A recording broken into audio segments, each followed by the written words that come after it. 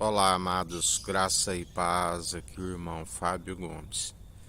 Jesus sempre nos ensina a ofertar, assim como ele ofertou. Aquele que disse, se possível me passa desse cálice, mas que não seja feito segundo a minha vontade, mas segundo a tua, ó Pai, como assim lhe aprove. Ele disse para que, sendo um bom testemunho para nós, porque ainda que ele fizesse a dele, ele estaria fazendo a mesma porque ele se igualou ao Pai. Tudo o que nós devemos ser o próprio altar, que se oferta o próprio sacrifício. Nada terrenos procedeis segundo edificar altar.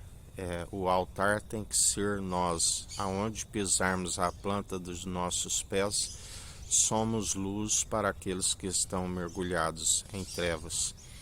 Tudo que faço é para a glória do Senhor. Aonde estou, aquilo que faço de edificação provisória é para o conforto da onde estou, seja no mínimo, para que esteja na rotina, no dia a dia. Não gosto mesmo nem de acender uma vela. Quando estava sem ainda o equipamento de carregamento na energia solar, usava candeia com querosene ou óleo diesel. Nada faço para que não seja confundido com um altar, assim como algo que seja algum ritual terreno. Tudo que faço é ser o próprio altar, consagrando a minha vida e o corpo para o Senhor e perseverando na vigilância e na oração e santificando enquanto há tempo. Em relação aos julgamentos daqueles que estão à nossa volta, não preocupamos, porque antes examinamos a si mesmo. É muito simples para alguém que chegue num determinado horário e diga, está dormindo até agora, mas na verdade esteve dormindo a noite inteira e na verdade nós tínhamos nós porque sempre incluímos o Espírito conosco. Tínhamos acabado de deitar após uma noite de batalha espiritual. Por isso, nós não preocupamos com julgamentos exteriores daqueles que estão na nossa volta. E sabemos que quando nos julgam, o Senhor coloca na balança conosco e Ele sabe o peso dos espíritos, Ele pesa os espíritos. Aquele que tem a canga e o jugo suave e o fardo leve daquele que está segundo um altar do Espírito de Cristo é leve. Já aqueles que têm os vários espíritos imundos sempre são pesados e achados em falta na balança do Senhor, que é justa, fiel e verdadeira. Aquele que nos justifica, perdão, não nos justificamos a si mesmo, há quem nos justifica, apenas testificamos segundo o seu Espírito, do qual são produzidos sempre o testemunho verdadeiro que só é possível pelo seu Espírito que está produzindo em nós.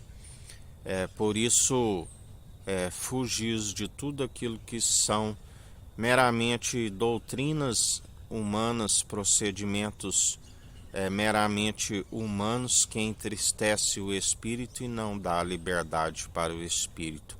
Antes dei liberdade, sejais um culto racional, um culto de ação de graças, demonstrando pelo bom proceder que houve o entendimento. O entendimento é desviar do mal e só é possível pela condução do seu espírito. O Senhor instituiu o templo terreno segundo Salomão, mas o Senhor, para que o povo compreendesse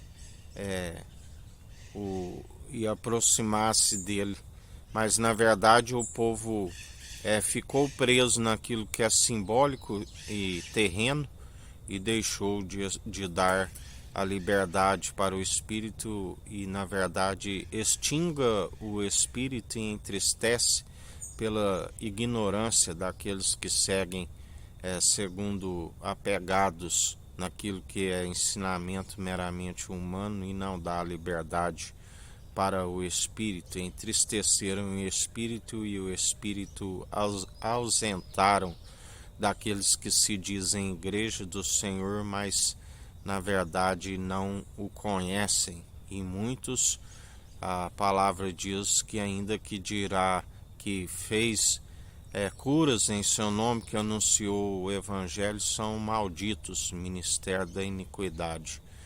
Ainda haverá um remanescente, que a palavra diz, dos filhos de Levi. Mas Jesus sempre nos ensina. Ele é a promessa da qual o Senhor fez a Abraão. Ele é através dele somos feitos filhos. Ele, na verdade, é o que faz a adoção, pai de multidões, aonde Jesus nos deixa bem claro.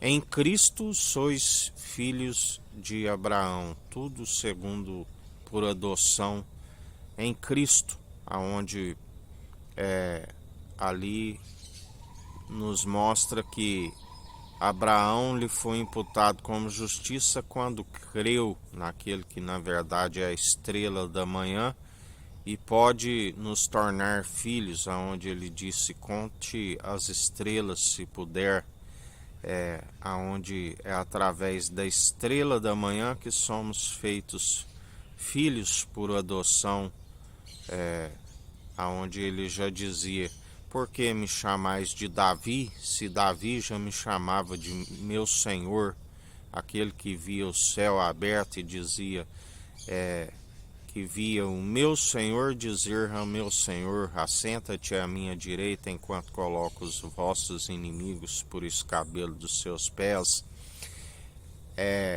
A semelhança de Isaac, aquele que compreendeu que enquanto estava entulhando os seus pontes, os seus poços, na verdade a palavra diz que o povo cometeu dois crimes: cavaram as suas cisternas rachadas que não retêm água,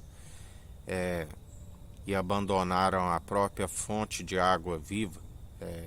Na verdade, ele é a fonte de água viva. Quem tem a fonte de água viva não precisa de ficar mendigando a água como uma cisterna rachada. Ele flui, a fonte de rios de água viva que flui que vem do trono de Deus. A boca fala o que o coração está cheio.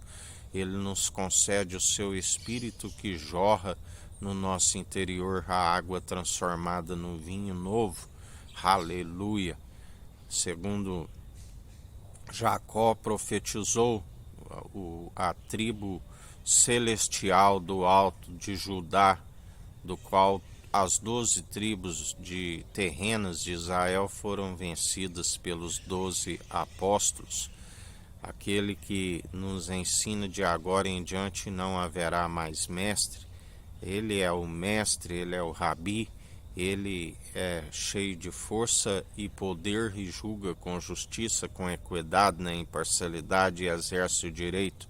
Aquele que na transfiguração recebeu de Moisés a lei, assim como na verdade de Elias, os profetas, de agora em diante não haverá mais profeta entre vós. João Batista foi o último e grande, e ainda repousou a sua cabeça na bandeja da raposa por conta da incredulidade, quando manda um dos seus discípulos: fez discípulos para si, não fazeis discípulos para si, mas antes anunciai o evangelho que gera a família de Jesus, e apacentai com zelo os cordeiros que são deles.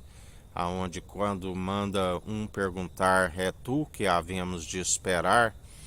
É tu que havíamos de esperar outro? E a sua cabeça repousou na bandeja da raposa. Vigiai com incredulidade, que a graça do nosso Senhor e Salvador Cristo Jesus esteja convosco, assim como Ele está no meio de nós.